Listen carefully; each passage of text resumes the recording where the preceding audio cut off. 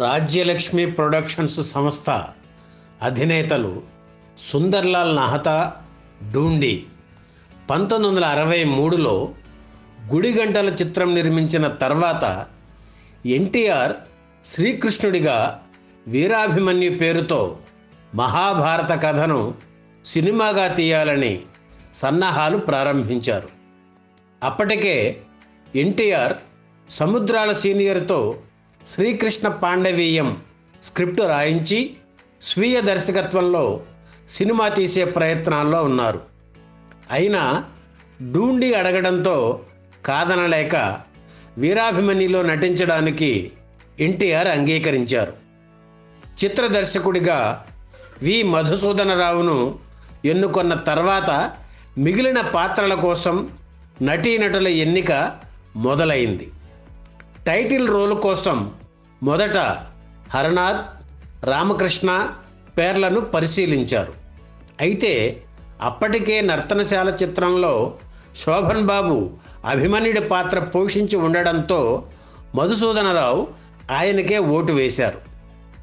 శోభన్ బాబుని పిలిపించి గెటప్ వేయించి స్టిల్స్ తీశారు.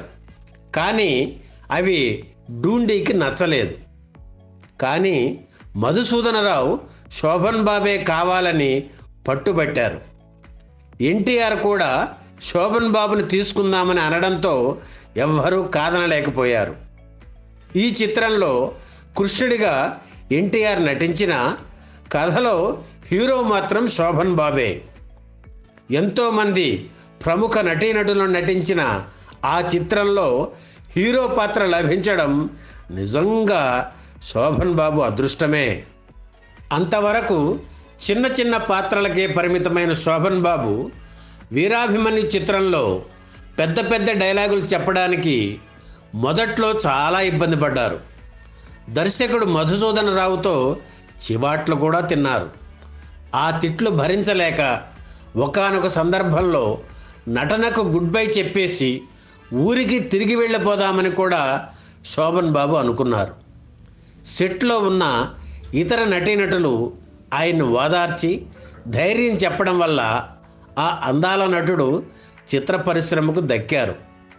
తదనంతర కాలంలో సాంఘిక చిత్రాల హీరోగా, సోగ్గాడిగా శోభన్ బాబు పేరు తెచ్చుకున్నారు. నర్తనశాల కథకు పొడిగింపు వీరాభిమన్యు చిత్రం. ఇందులో అర్జునుడిగా కాంతారావు, సుభద్రగా ఎస్ వరలక్ష్మి, ధర్మరాజుగా ధూళిపాళ, దండమూడి రాజగోపాల్ భీముడిగా, ఉత్తర కుమారుడిగా పద్మనాభం, నెల్లూరు కాంతారావు ఘటోత్కచునిగా నటించారు. ఇక శోభన్ బాబు సరసన కొత్త హీరోయిన్ కాంచనను ఎంపిక చేశారు. ఈ చిత్రాన్ని తెలుగు, తమిళ భాషల్లో ఒకేసారి నిర్మించారు.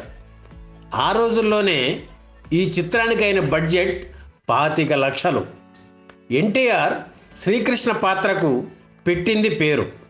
తెలుగులోనే కాదు, తమిళంలో కూడా కృష్ణుడు అంటే ఆయనే.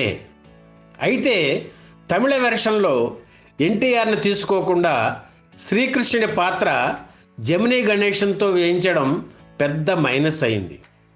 శోభన్ బాబు పోషించిన పాత్రను తమిళంలో రాజన్ అనే నటుడు చేశారు.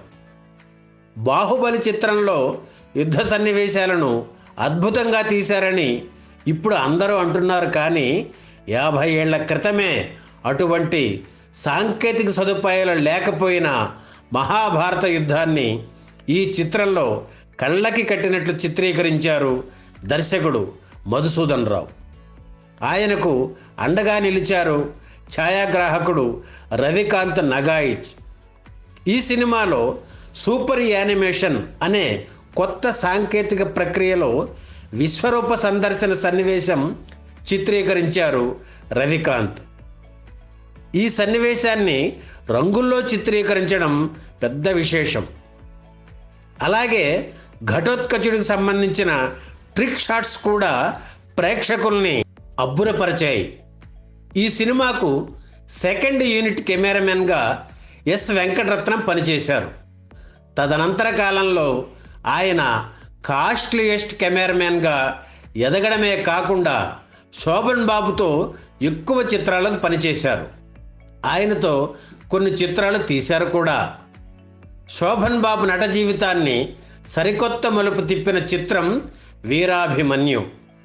1965 ఆగస్టు 12న విడుదల అయిన ఈ సినిమా ఘన విజయం సాధించింది. వీరాభిమన్యు చిత్రాన్ని ఎన్టీఆర్ ఫ్యాన్స్ శోభన్ బాబు సినిమాగానే చూస్తారు. ఎందుకంటే సినిమాలో డ్యూట్స్ అన్నీ శోభన్కే ఉంటాయి. ఎన్టీఆర్ సినిమా అంతా కలిపి 45 నిమిషాల పాటే కనబడతారు. అందులో దాదాపు సగం సన్నివేశాలలో శోభన్ కూడా ఉంటాడు. పాండవ వనవాసం సినిమా 1965లో సంక్రాంతికి విడుదలై 21 కేంద్రాలలో 100 రోజులు ఆడింది.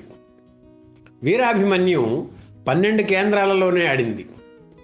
ఎన్టీఆర్ స్ట్రాంగ్ ఏరియా అయిన రాయలసీమలో ఎన్టీఆర్ మామూలు హిట్ పౌరాణిక చిత్రం అయిన శ్రీకృష్ణ సత్య 4 కేంద్రాలలో 100 రోజులు ఆడితే, సూపర్ హిట్ చిత్రం వీరాభిమన్యు కేవలం 1 కేంద్రంలోనే 100 రోజులు ఆడింది. కారణం, ఎన్టీఆర్ ఫ్యాన్స్ వీరాభిమన్యు సినిమాను ఎన్టీఆర్ సినిమాగా చూడలేదు కాబట్టి. ఎన్టీఆర్ స్ట్రాంగ్ సెంటర్ అయిన సికింద్రాబాద్లో ప్యారడైజ్ థియేటర్లో పాండవ వనవాసం సినిమా 106 రోజులు ఆడగా, అదే థియేటర్లో ఆ తర్వాత విడుదలైన వీరాభిమన్యు సినిమా 43 రోజులు మాత్రమే ఆడింది. ఎందుకంటే అది కొత్త హీరో సినిమాగానే చూశారు కాబట్టి. ఎన్టీఆర్కు చిత్ర ప్రారంభంలోనూ, రాయబారం సన్నివేశంలోనూ, చివరి విశ్వరూపం సన్నివేశం, ఈ 3 సన్నివేశాలు తప్ప ఆయన స్థాయి సన్నివేశాలు లేకపోవడం వల్ల ఎన్టీఆర్ ఫ్యాన్స్ ఆ సినిమాను ఓన్ చేసుకోలేకపోయారు. మిగతా సినిమా అంతా శోభందే కావడం వల్ల ఎన్టీఆర్ ఫ్యాన్స్ రిపీట్గా చూడడం తక్కువైంది. కానీ ఒక కొత్త హీరో విజృంభించి నటించి ప్రేక్షకులను మెప్పించడం వల్ల ఆ సినిమాకు ఆ స్థాయి విజయం అందింది. మరొక ముఖ్య విషయం, ఎన్టీఆర్ ప్రక్కన టైటిల్ రోల్లో అంతకుముందు అక్కినేని తెనాలి రామకృష్ణ చిత్రంలో నటించగా ఫ్లాప్. మహామంత్రి తిమ్మరుసు చిత్రంలో గుమ్మడి నటించారు, అది యావరేజ్. బబ్రువాహన చిత్రం చలవ నటించారు, ఫ్లాప్. ఇలా ఎవరికీ విజయం దక్కలేదు. హీమ్యాన్ అనన్య సామాన్యంగా నటించాడు కాబట్టి వీరాభిమన్యు అంతటి ఘన విజయం సాధించింది. శోభన్ నట జీవితానికి బంగారు బాట వేసింది. ఈ వీడియో మీకు నచ్చితే లైక్ చేయండి, షేర్ చేయండి, వెంటనే సబ్స్క్రైబ్ కూడా చేయండి.